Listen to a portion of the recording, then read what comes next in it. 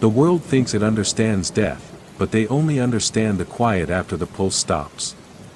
My name is Dr. Fairs.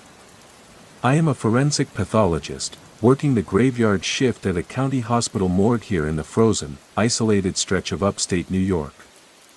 I will not mention the name of the hospital. Out here, the winter does not just drop the temperature, it swallows the light, burying everything under a heavy, suffocating sheet of white. They say back home in the East, we belong to a culture obsessed with superstition and foolish spiritualism. They look down on our beliefs, calling them backward myths born from old sands. They think Western science has categorized the universe, that a scalpel can dissect every truth, and that a metal tag on a toe is the final period at the end of a human sentence. But tonight, I am going to share my experience with you, boss. It might just change your mind about what hides in the dark. The wind is howling against the frosted glass of the basement windows tonight, a relentless, predatory sound that feels less like weather and more like something scratching to get inside. The overhead fluorescent lights hum a low, sickening tune, casting long, erratic shadows across the stainless steel tables. It is just past 2 in the morning, that specific window of the night where the line between the living world and whatever lies beyond becomes incredibly thin. The air inside the morgue smells of formaldehyde, old copper, and the sharp, piercing bite of the industrial freezer units. I am entirely alone down here. Or at least, that is what the official digital logbook on my desk says. The silence between the gusts of wind is thick, heavy enough to weigh down on your chest, broken only by the distant, rhythmic thumping of the building's old, failing heating pipes. Every breath I take leaves a faint, fading mist in the air, a constant, chilling reminder that I am the only living soul in a concrete bunker built entirely for the dead. I pull my white lab coat tighter around my shoulders, trying to shake off an uneasy sensation that has been creeping up my spine since midnight struck. In this line of work, you learn to detach yourself from the physical reality of what lies on the dissection table. You have to. You force yourself to see a human body as a complex puzzle, a mechanical system of flesh, bone, and fluid that simply cease to function. You look for clotted vessels, torn tissue, or chemical traces. You do not think about the life that used to animate the flesh, the thoughts that once occupied the brain, or where that life went after the final, agonizing breath. But tonight, the atmosphere in this basement feels entirely different. The darkness pressing against the high, narrow windows feels dense, almost deliberate, as if the blizzard outside is actively trying to squeeze the remaining warmth out of this building and trap me within the frost. I sit at my metal desk, the scratch of my fountain pen against the autopsy log sounding unnaturally loud, waiting for the hours to drag by, praying that the storm does not knock out the main power lines before my shift finally ends at dawn. The cold down here has a strange way of distorting your senses. When you spend enough time surrounded by concrete and refrigerated steel, your mind begins to play tricks on you. The hum of the lights starts to sound like faint, distant whispers, and the reflections on the polished cabinet doors look like figures moving just out of the corner of your eye. Usually, I can dismiss it as fatigue. I tell myself it is just the long hours, the isolation, or the lack of sunlight. I tell myself that science explains everything. But as I look at the long row of metallic locker doors, their cold surfaces reflecting the pale, clinical light of the room, a deep, instinctual dread settles into my stomach. Back home, the old people used to say that some places accumulate winter, not just as a season, but as a presence, a coldness that seeps into the earth and invites things that cannot survive in the warmth. I used to laugh at those stories when I was a student in Cairo, confident in my textbooks and my modern education. I thought I had left all those ancient terrors behind when I boarded the plane to America, trading superstition for a prestigious career in a cutting-edge Western facility. I wanted the logic, the clarity, the absolute certainty of the laboratory. But tonight, surrounded by an unforgiving American blizzard, the absolute certainty of the physical world feels incredibly fragile, like ice waiting to crack under a heavy boot. The heavy double doors of the ambulance bay hissed open with a sharp, mechanical groan, letting in a violent, swirling vortex of icy wind and crystalline snow that skittered across the concrete floor before melting into slick puddles. The paramedics did not stay long. They never do when the storm is this severe, when the roads are turning into sheets of black ice and the visibility is dropping to near zero. They simply rolled the gurney into the receiving hallway, gave me a brief, exhausted nod, and vanished back into the whiteout, their emergency lights casting a faint, fading pulse of red and blue through the frosted glass before being entirely swallowed by the blizzard. They left a single gurney behind, sitting silently under the dim, flickering security light of the corridor. The cargo was wrapped exceptionally tight in a heavy, black vinyl body bag, the material stiff and crinkling from the extreme sub-zero temperatures outside. There was no paperwork attached to the metal clipboard hanging from the frame, no police report, no identification cards, no emergency room admission forms. There was only a torn piece of brown packing paper with a hurried, handwritten note that read, "Jane Doe, found in the deep woods by the old timber ridge." The blue ink on the note was slightly smudged at the edges, as if the hand that wrote it had been shaking violently from the bitter cold, or perhaps from an entirely different kind of chill that had nothing to do with the winter weather. I gripped the cold metal handle of the gurney and rolled it into the center of the main dissection room, the small wheels squeaking and rattling against the pristine white tile floor. The sound was incredibly loud, echoing off the bare concrete walls and bouncing back to me like an accusation in the empty basement. I positioned the gurney directly beneath the largest overhead fluorescent fixture, right next to the primary drainage sink. When I reached for the heavy brass zipper of the body bag, my fingers felt stiff inside my latex gloves, the ambient temperature in the room seemingly dropping the closer I stood to the frozen mass. I pulled the zipper down. The moment the seal broke, the scent that escaped was not the familiar, sweet, chemical odor of decomposition that I had spent years training myself to tolerate. It was something entirely foreign to a modern hospital. It was the heavy, suffocating smell of deeply disturbed earth, burnt pine needles, and a faint, sweet hint of dried honey. It smelled like an open grave that had been sealed for centuries in the dark, sudden and suffocating. The odor was so sharp, so instantly overwhelming, that I had to step back 2 paces, covering my nose with my forearm as my eyes watered from the sudden assault on my senses. It defied all medical logic. A body pulled from the freezing woods should be perfectly preserved, locked in the clean, sterile stasis of winter, not radiating the heavy, ancient stench of subterranean decay and old, ceremonial smoke. I forced myself to step back to the table, looking down at the face of the deceased. The woman was young, probably in her mid-20s, her features sharp and symmetrical. Her skin was as pale as fresh milk, completely unmarked by the typical signs of exposure, violence, or vehicular accident. There were no frostbite blisters on her cheeks, no scrapes from the forest brush, no defensive wounds on her pale wrists. Yet, her flesh was unnaturally cold, radiating a deep, penetrating chill that seemed to seep through the air itself. Her eyes were wide open, staring directly at the ceiling with glazed, milky white pupils that completely lacked any human depth, looking like 2 polished spheres of marble set into her skull. I reached down with my right hand, intending to gently draw her eyelids shut to afford her some dignity before the examination began, but the tissue was entirely rigid. The facial muscles were locked, frozen into a permanent, agonizing expression of absolute terror.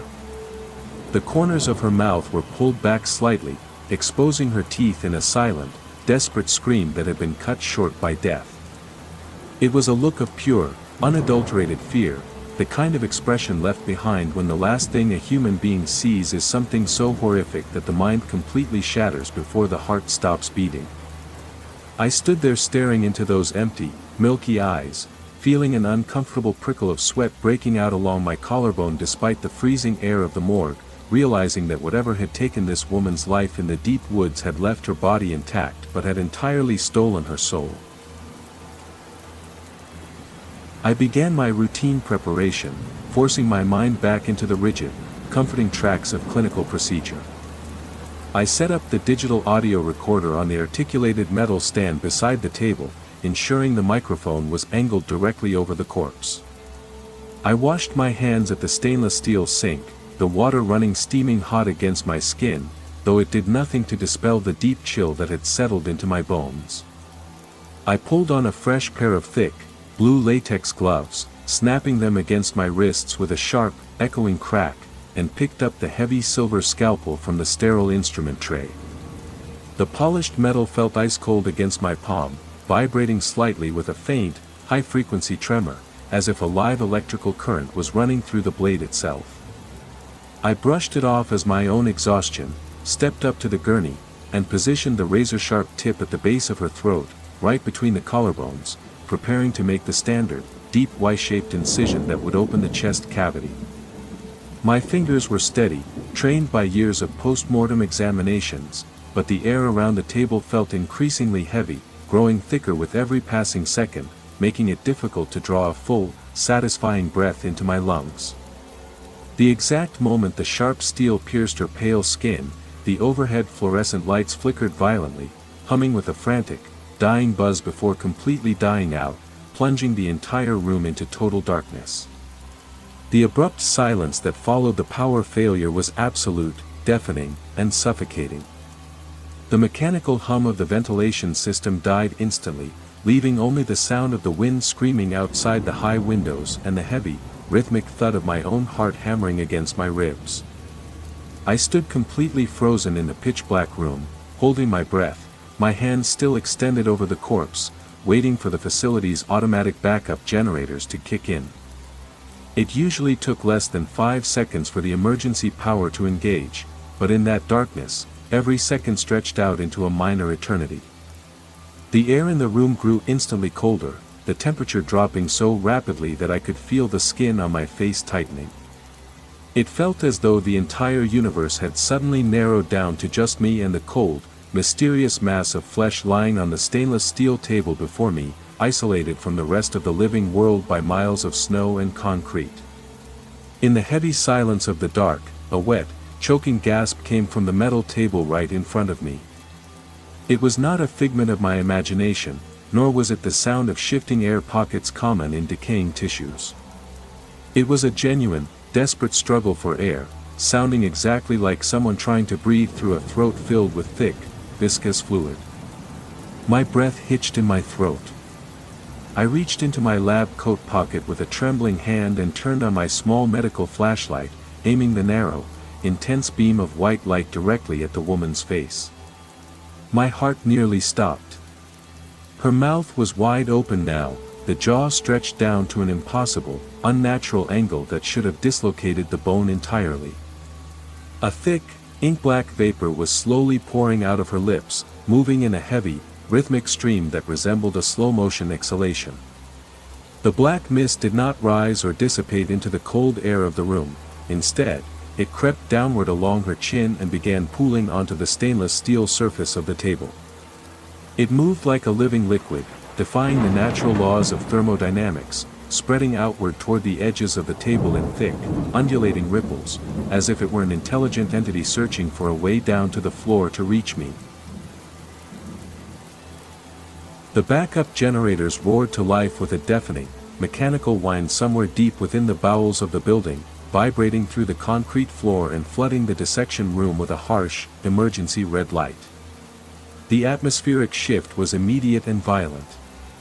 The temperature in the room plummeted down to near freezing in a matter of seconds, and my breath began to bloom in thick, white clouds before my face, rising toward the crimson-tinged fixtures.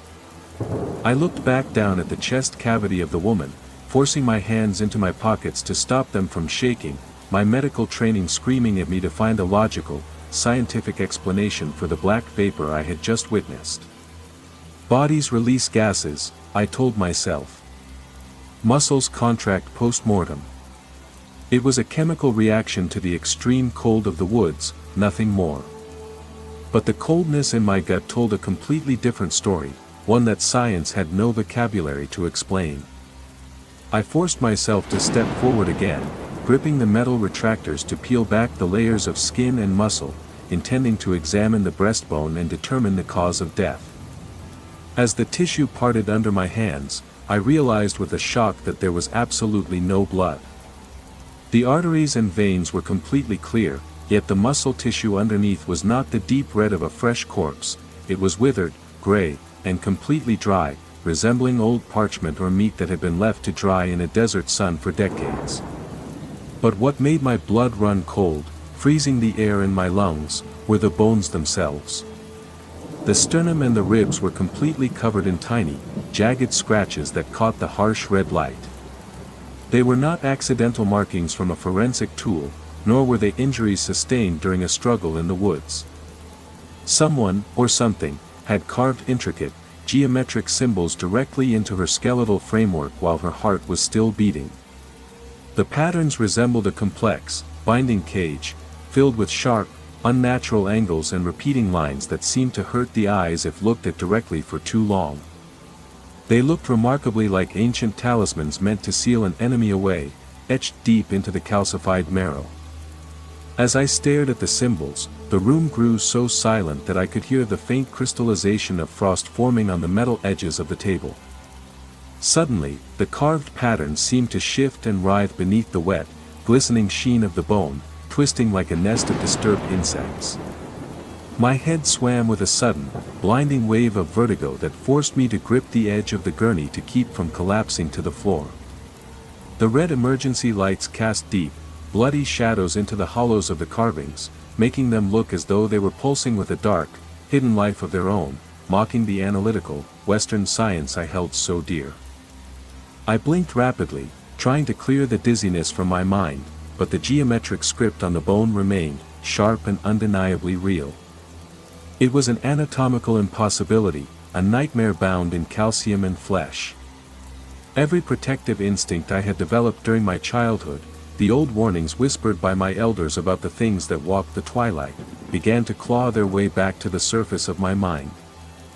I had spent years trying to bury those thoughts under a mountain of medical diplomas and scientific certifications, convincing myself that the world was entirely mechanical, governed only by what could be weighed, measured, and dissected. But looking into the open chest of this nameless woman, reading the agonizing script written on her skeletal cage, I knew that Western science had not conquered the dark. It had only built a cleaner, brighter room to hide in, and tonight, the lights were failing. Outside the heavy doors, the rhythm of the facility changed. The hum of the cooling fan ceased, replaced by a slow, dragging sound, the unmistakable scrape of something heavy and wet moving down the tiled corridor. My heartbeat quickened, slamming against my ribs like a trapped bird, and I realized with terrifying clarity that I was not the only one witnessing the truth tonight. Whatever had carved these symbols into her body had not finished its work. It was returning to claim the vessel it had desecrated, and I, in my arrogance, had unlocked the door to something that had no business being recorded in a pathology report. I reached for my scalpel, a pathetic, gleaming sliver of surgical steel, knowing full well that no blade forged by man could sever the link between this world and the hungry, ancient void now scratching at the threshold of my reality. The emergency red lights transformed the entire layout of the morgue, making every shadow stretch and twist like a bleeding wound on the concrete. The atmosphere grew so thick with the smell of old copper and ozone that it felt like standing inside the throat of a dying beast. I stepped away from the table, my boots making a sticky, sucking sound against the tile floor, needing to grab a fresh sterile drape from the supply cabinet to cover the horrific geometric patterns on the woman's chest. I needed a moment of separation, a single breath of normal, clinical routine to stop the frantic spinning in my head. But the moment I turned my back to the gurney, the heavy iron door of freezer locker number 7 slammed shut with a thunderous, metallic boom that vibrated through my teeth. The concussive force of the slam rattled the instruments on my stainless steel tray, sending a long silver scalpel clattering over the edge. It hit the floor with a sharp, ringing bounce, sliding quickly across the wet tile until it vanished completely beneath the dark gap under the storage cabinets.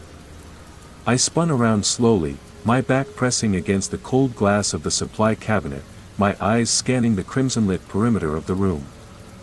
My heart was hammering against my ribs so violently it felt painful, each beat echoing in my ears like a distant drum. The silence that followed the slam was total, broken only by the frantic howling of the blizzard outside the high, narrow windows. But then, a new sound emerged from the deep shadows of the room. In the far corner, where the emergency red light could not fully penetrate and the dark remained absolute, the air itself seemed to be gathering, becoming denser, thicker, and visibly more solid than the rest of the room. It looked like an ink stain spreading through water, a localized patch of absolute void that seemed to suck the ambient light right out of the air.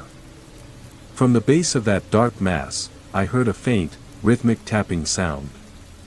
It was the distinct, unmistakable sound of sharp fingernails clicking deliberately against the cold tile floor, moving out from the corner toward the center of the room.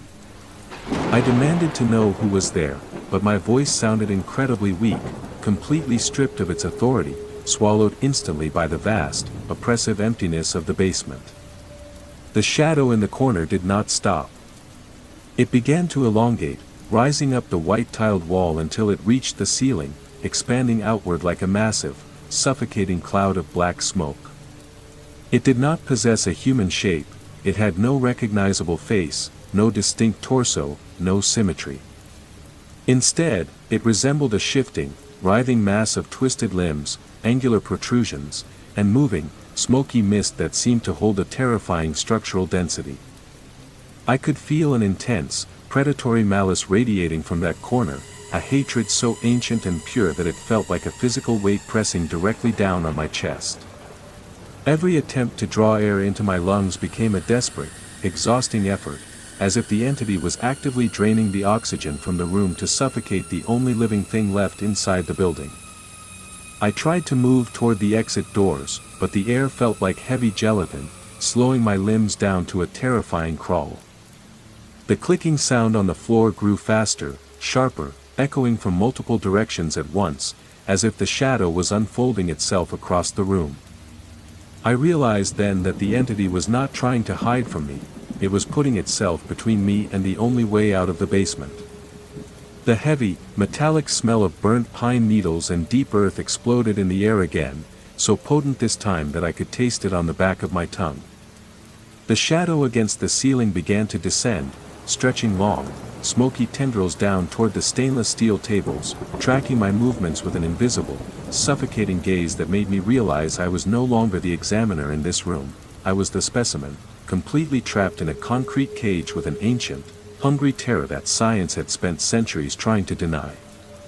My fingers brushed against a heavy glass bottle on the shelf behind me, and I gripped it, desperate for any semblance of a weapon.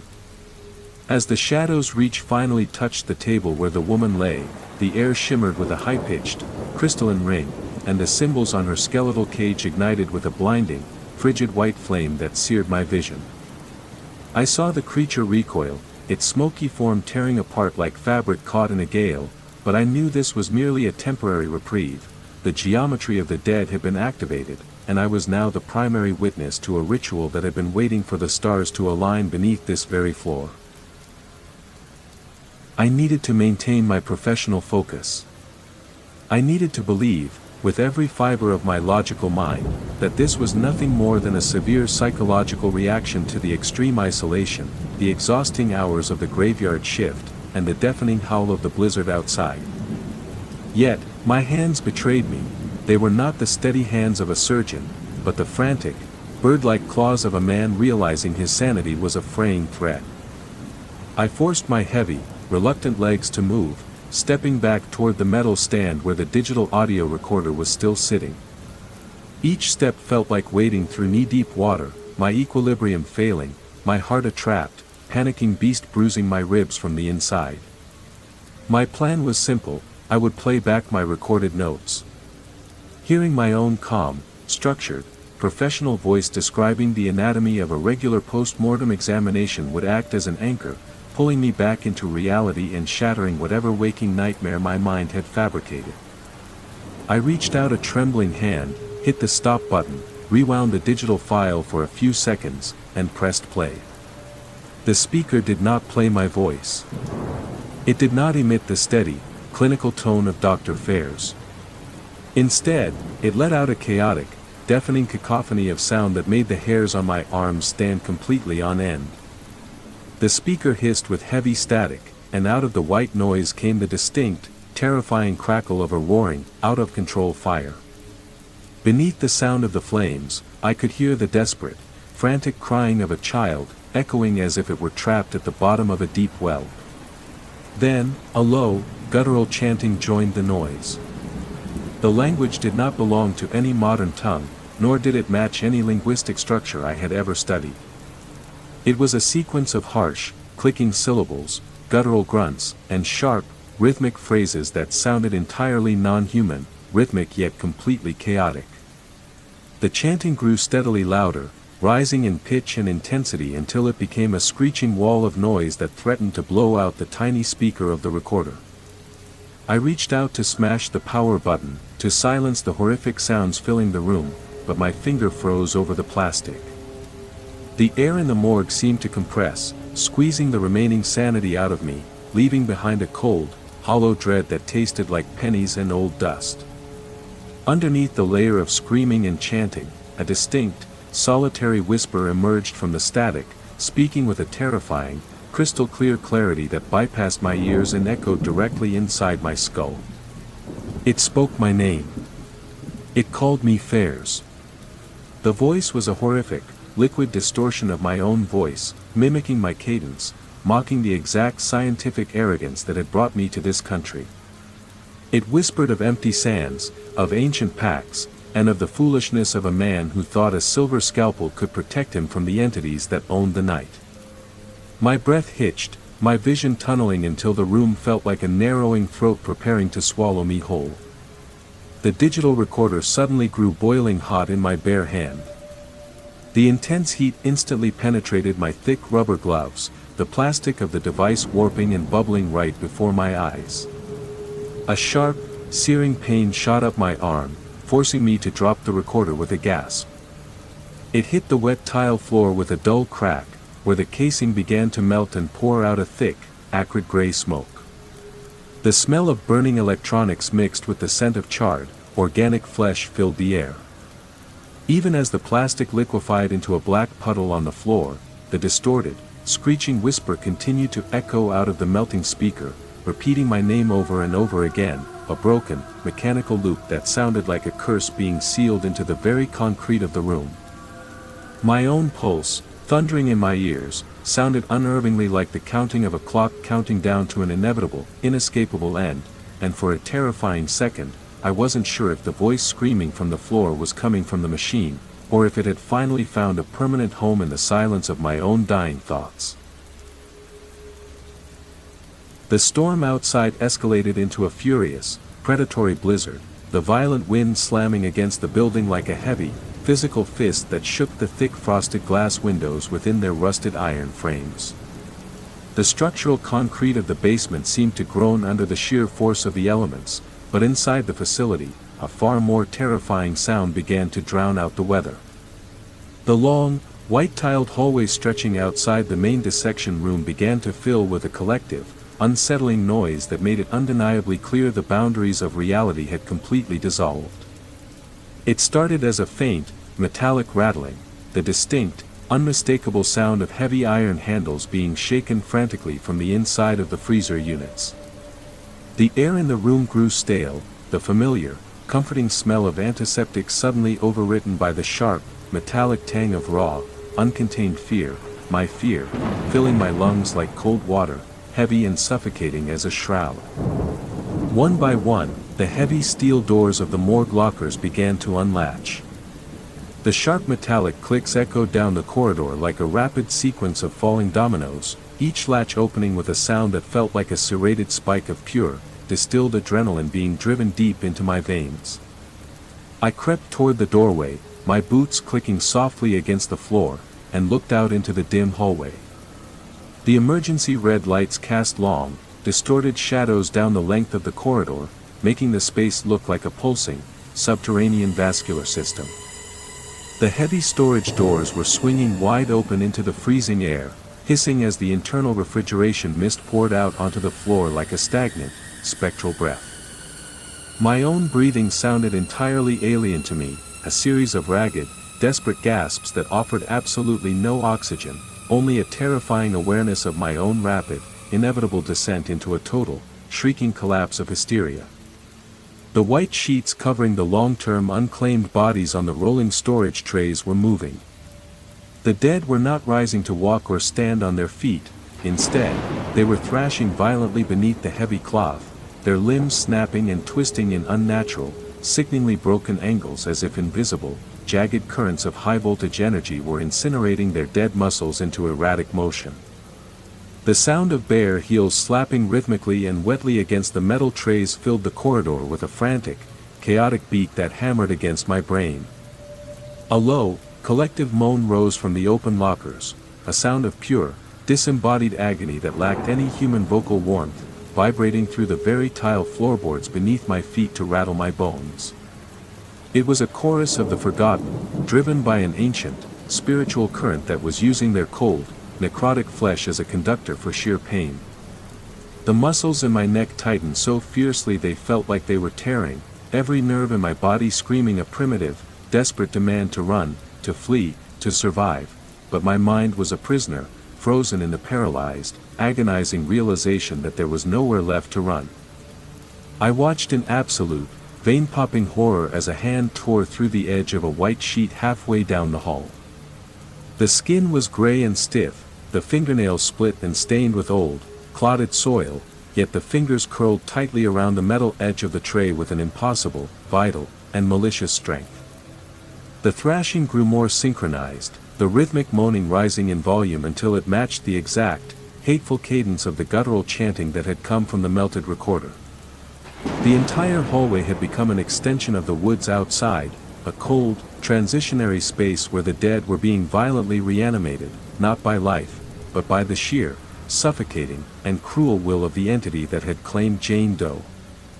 I stepped backward, my hands searching blindly for the heavy wooden door frame, realizing that the thin wall of clinical order I had built around myself had completely collapsed into jagged ruins, leaving me entirely exposed to a malevolence that did not want my logic, but simply my total, absolute, and unresisting terror as it tore my reality into weeping strips of meat. I bolted back into the main room, slamming the heavy wooden door shut with all the strength left in my trembling, sweat-slicked body, and threw the manual brass bolt. The metal clicked into place with a definitive, heavy sound that felt like a tomb being sealed, but it offered no real sense of security. It felt like a pathetic, paper-thin barrier against an ocean of ancient, slavering hunger that clawed at the wood like starving beasts. My breath was coming in ragged, painful gasps, the icy air of the room burning my raw throat and lungs with every inhalation like jagged glass shards, each intake of air tasting of ozone, decay, and the metallic tang of impending slaughter. I ran across the room to where the emergency wall phone was mounted, its plastic casing gleaming a dull, dried blood crimson under the flickering, epileptic backup lights. I needed to call the security desk upstairs. I needed to hear a normal, everyday human voice, even if it was just a guard complaining about the snow, anything to prove that the world above this basement graveyard still existed, that reality hadn't completely shattered into jagged, blood-stained fragments that were currently slicing through the fabric of my sanity. I grabbed the receiver and shoved it against my ear, but there was no dial tone. There was only the unmistakable, nauseating, and wet sound of heavy, congested breathing that seemed to inflate the very plastic of the handset, a sound so close and visceral it felt as if a rotting set of lungs were pressed directly against my own.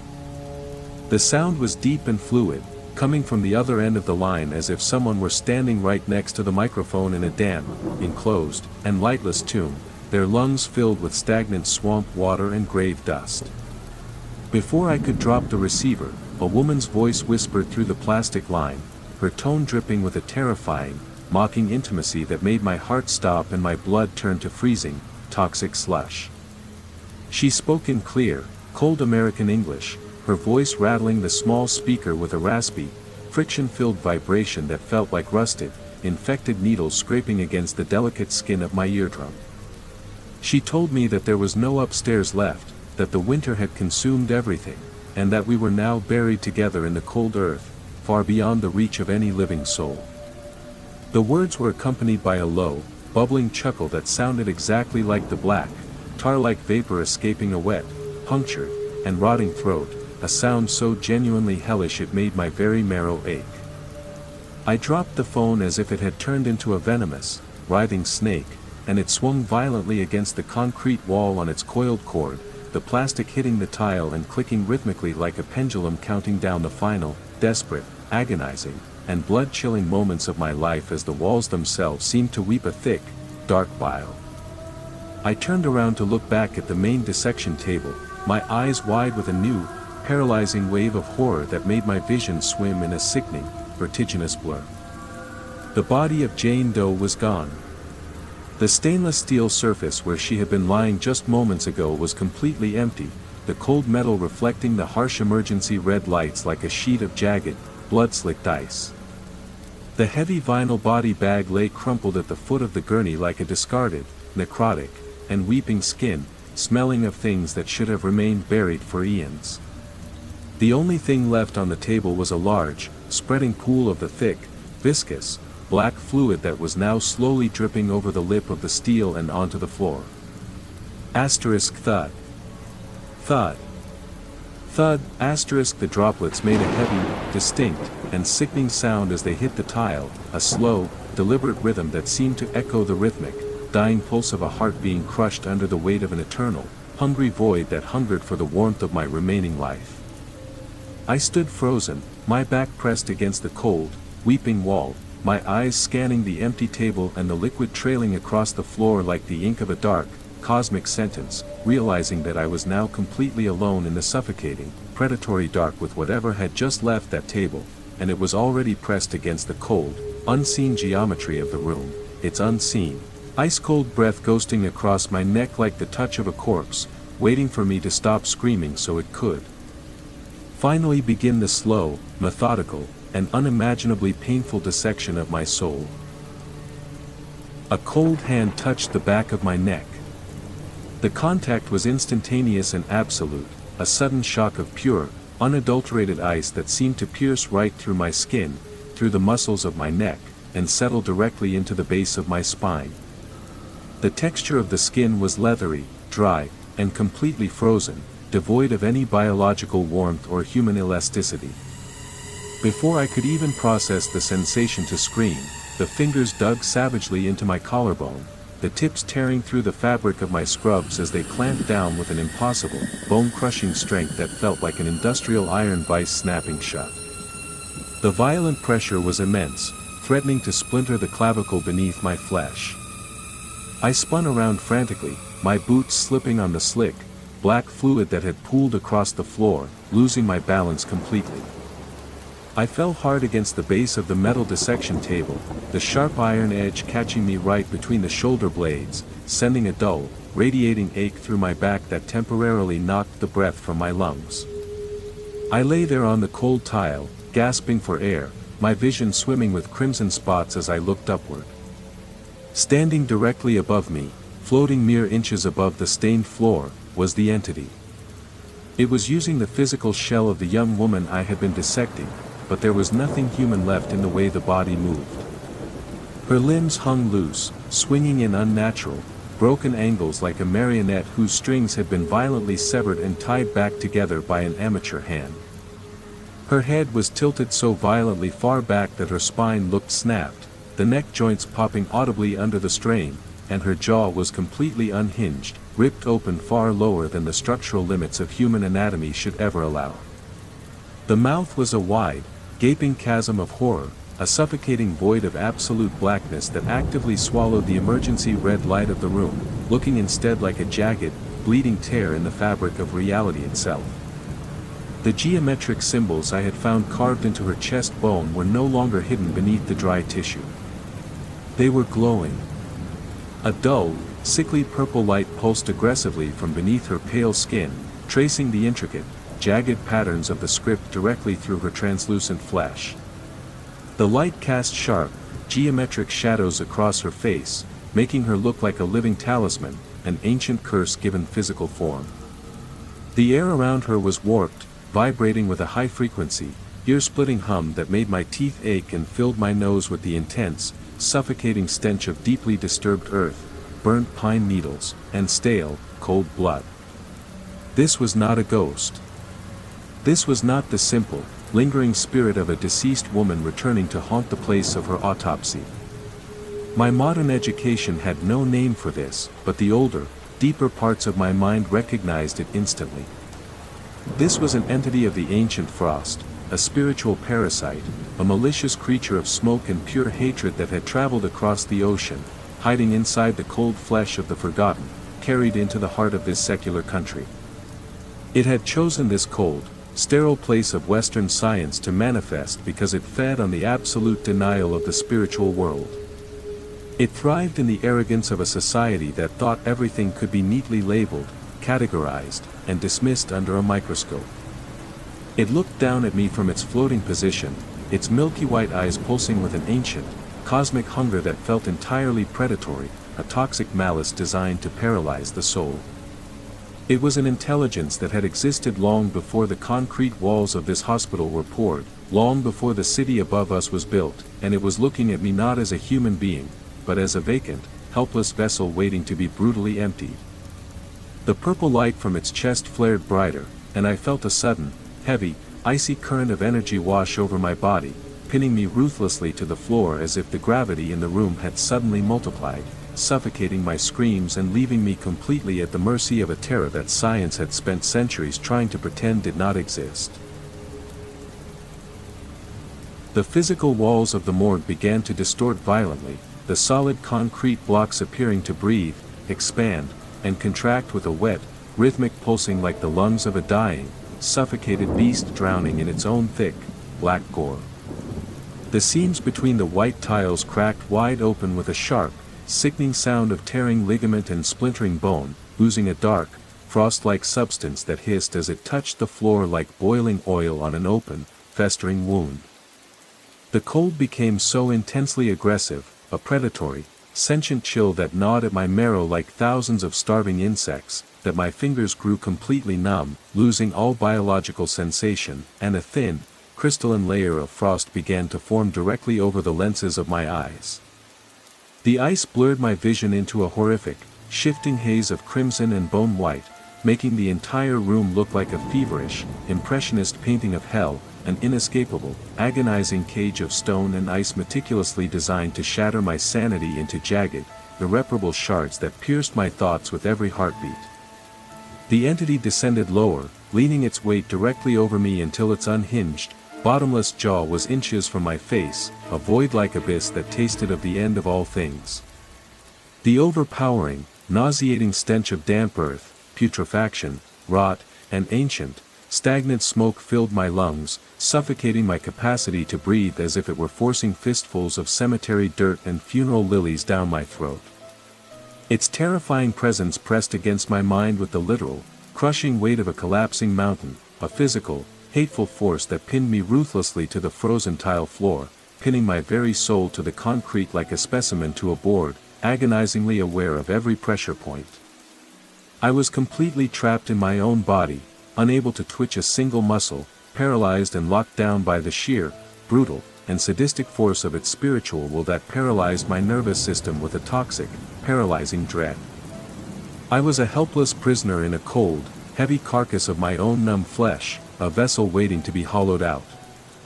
Suddenly, I felt a violent, wet, tearing sensation behind my temples as the creature began to hook into my consciousness with invisible, barbed tendrils and pull my memories directly from my brain, shredding them into ribbons, flashing images of my childhood, my medical school days, and my arrival in America before my eyes like a broken, strobe-lit film strip running at a frantic, deafening, and psychotic speed that hammered against my skull like a sledgehammer until I wanted to scream my own brain out through my ears.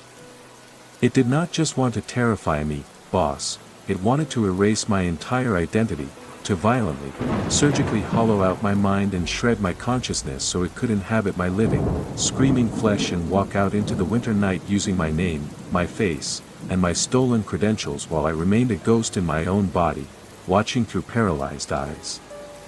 The pain of the intrusion was blinding, a sharp, white-hot iron needle driving through my thoughts, cauterizing every coherent feeling I had left until my identity was nothing but a scorched, screaming hollow. I realized then that my science, my knowledge, and my medical degrees were completely useless, pathetic weapons against this ancient, celestial cruelty. You cannot fight an ancient, hungering curse with a textbook or a flimsy, paper-thin diploma when you are facing the architects of the abyss. In the absolute, terrifying, and suffocating dark of my failing mind, as my memories began to combust and fade into gray, bitter ash, I had to reach past the cold, sterile Western education that had left me utterly defenseless and exposed. I had to find the ancient, cultural, and savage resilience I had spent years trying to bury, the deep-seated, ancestral understanding of the unseen, predatory world that my people had carried for generations like a jagged, festering scar that refused to heal. I had to reject the sterile, soulless machine and finally embrace the primal, howling, and absolute terror of the dark, not as a victim, but as the only thing that could survive it. With a final, desperate, soul-shattering surge of primal willpower, fueled by the raw, unadulterated instinct to survive that burned in my chest like a dying star, I violently broke through the crushing, suffocating mental paralysis that threatened to dissolve my mind into a static-filled nothingness. My hands swept frantically across the frozen, weeping floor, my numb, shaking, and blood-starved fingers brushing against the cold, serrated steel of the fallen silver scalpel that had slid under the shadow-drenched, grime-coated storage cabinet. I gripped the handle with an agonizing, frantic, and bone-deep tightness that made my knuckles turn ghost-white and skin tear against the metal, but I did not use the tool to attack the entity floating directly above me. I knew that physical weapons were mere toys, pathetic trinkets to a creature born of toxic smoke, absolute frost, and ancient, hateful malice that spanned centuries of human suffering. Instead, with a brutal, unhesitating, and agonizingly slow jerk, I pressed the razor-sharp point of the blade directly into my own palm, slicing deep through the skin, fatty tissue, and cord-like muscle from the base of my thumb to the jagged edge of my wrist to let my warm, living blood flow freely, a desperate, steaming offering to the dark that splattered onto the cold tile floor like a ritual sacrifice to a starving, nameless, and indifferent god of the abyss. The sharp, biting, and white-hot agony of the deep, yawning cut shattered the entity's psychic stranglehold over my mind like a fragile mirror struck by a heavy, iron-headed hammer, breaking the paralyzing, suffocating grip instantly and restoring a terrifying, crystal-clear, and painful clarity to my frost-covered, blurred vision. I roared against the suffocating, soul-numbing cold, using my bleeding, pulsating, and trembling hand to strike the stainless steel table above me with a wet, heavy, and resonant thud that echoed like a funeral bell, drawing a crude, primitive, and protective circle of living, steaming, metallic-smelling blood between myself and the hovering, necrotic corpse, desperately invoking the ancient, instinctual, and savage protections of life against the encroaching, bottomless void that hungered for my marrow.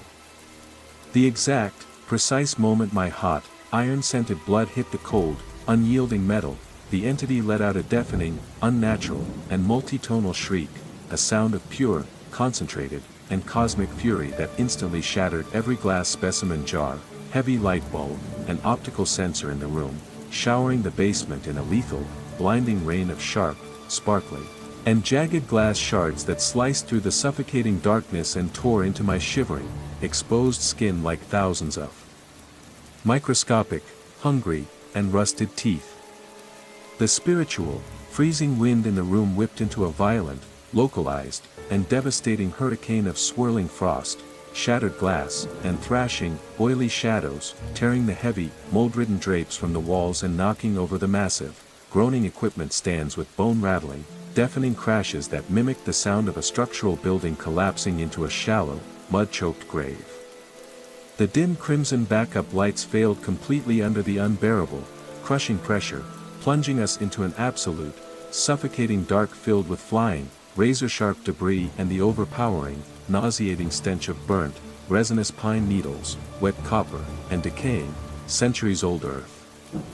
I held my ground at the base of the table, pressing my bleeding, open palm firmly against the freezing iron, refusing to close my eyes, and absolutely refusing to let the hungry darkness take the final, flickering sanctuary of my mind. I fought the ancient, creeping cold with the literal, searing, frantic warmth of my own existence, matching my puny, living will against its cosmic, infinite, and patient hunger until the very air itself screamed and tore with the violent, agonizing friction of our clash, a brutal struggle that felt like my very atoms were being ripped apart, yet I clung to the table, the steel, and my own fading, precious life with a grip so ferocious that my bones shrieked in protest, refusing to yield a single inch to the rapacious abyss that wanted to swallow my name, my history, and my very soul into its eternal, silent, frozen, and digestion-filled gut of endless, howling shadows. The first light of dawn broke through the frosted basement windows, pale, sickly, and weak, yet sharp enough to slice through the lingering, oppressive shadows like a silver blade. The spiritual storm that had held the morgue in its cold, strangling grip finally died into a quiet, eerie, and unnatural stillness, leaving the world outside buried under feet of fresh, undisturbed snow that looked like a burial shroud for the entire planet. The overhead fluorescent lights flickered once, hummed with a familiar, mechanical, and nerve-grating vibration, and returned to their normal, sterile, and clinical white light, instantly extinguishing the bloody, aggressive emergency red that had dominated the night's carnage. The room was a landscape of total, chaotic devastation, carpeted in billions of microscopic, jagged glass needles, spilled caustic chemicals that hissed like dying vipers, and overturned, twisted equipment stands, but the body of the young woman lay perfectly, unerringly still on the stainless steel table. She was once again just a cold, inert, and lifeless piece of flesh, her eyes sealed shut, her jaw resting naturally as if it had never unhinged to swallow the dark. The terrifying, pulsating geometric symbols on her skin were entirely, impossibly gone, leaving only the clean, precise, and sterile incisions of a standard forensic examination, as if the suffocating, soul-rending horrors of the night had been nothing more than a fever dream born of exhaustion and chemical inhalation. The hallway doors were securely bolted from the inside, the metal cold and unyielding, and the heavy morgue storage units were all slammed shut, completely, deathly silent, holding their rotting, long-dead occupants without a single whisper of further protest. My mind felt stretched, frayed like a rope hanging over an abyss, but it was miraculously intact, my body physically unharmed, saved by the stinging, metallic blood that had acted as a searing anchor to drag my consciousness back from the brink of total obliteration in the physical world. The morning shift arrived an hour later, stamping the frozen snow off their heavy, muddy winter boots, complaining about the treacherous, white-out drive on the highway, and crinkling their noses, asking why the basement smelled so strongly of acrid, burnt pine wood, raw copper, and something metallic and ancient that made their hands tremble without reason. I smiled a tired, brittle, and utterly empty smile, tightly wrapped my throbbing, bandaged hand in a thick, clean white towel to hide the jagged, weeping scar, and handed them the standard, sterile logbook with every clinical entry neatly, robotically completed. They will never understand the abyssal, crushing weight of what truly happened down here, boss. They think the dark is just the absence of light, a simple, comforting physics equation to be solved with a switch. But you and I, we have tasted the rot on the air, we know the absolute truth now. The dark is not empty, it is alive, it is ravenous, it has a voice that screams beneath your skin, and it is always, perpetually waiting for the fire of human life to flicker and go out. I survived this night, my sanity held together by spite and my life preserved by a miracle of will, but I know, deep in the hollow ache of my bones, that this is only the beginning. There are other rooms, other forgotten, shivering bodies, and other ancient, nameless terrors waiting in the dark, hungry corners of this world, and I will be here, waiting in the shadows, ready to carve them back into the void.